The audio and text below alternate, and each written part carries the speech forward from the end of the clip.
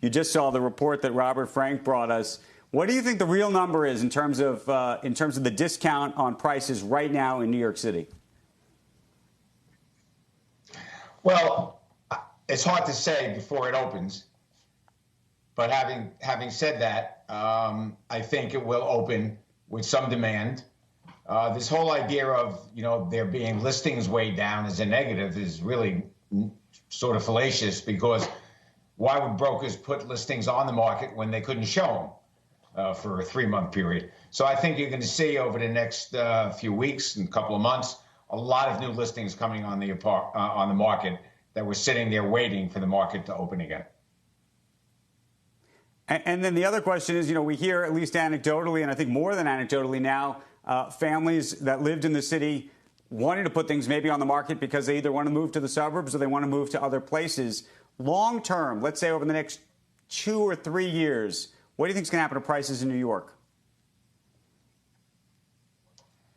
Look, I think as long as interest rates stay down, I think prices are going to stabilize. They may stabilize a little bit lower.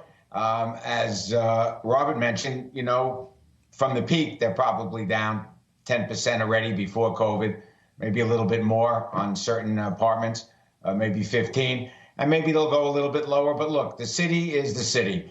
Every time there's been some sort of disaster and people said people are going to flee the city. I mean, I knew 3 people that moved from the city to the Hamptons after 9/11. They all came back within a couple of years. There is no place like New York City, so New York City is not going to lose everyone. And yes, there are always some people that want to move to other places. They want to move to the suburbs for whatever the reason is. They want to move to a lower tax state. It's all understandable, but there are still plenty of people that have to be in the city and want to be in the city.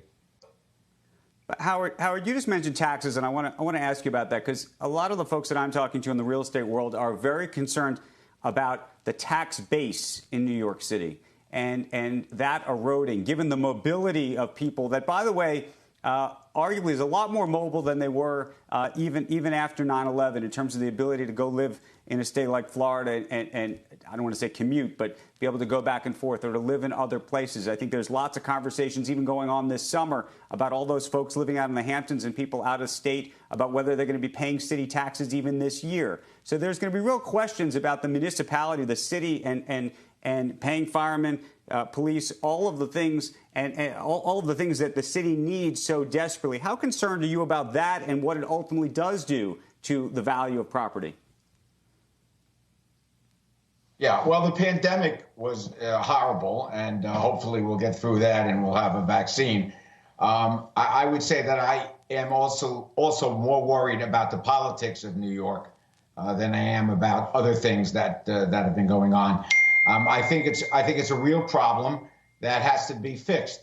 I don't have any great way to fix it like others, but I think that the government is sort of the way they've operated for a while. Whenever they needed revenue, they came to the real estate industry to get additional revenue with the mansion tax and increase in transfer taxes and mortgage recording taxes.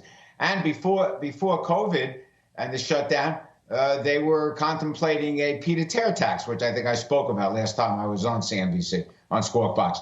So there's going to have to be other forms of revenue and belt tightening.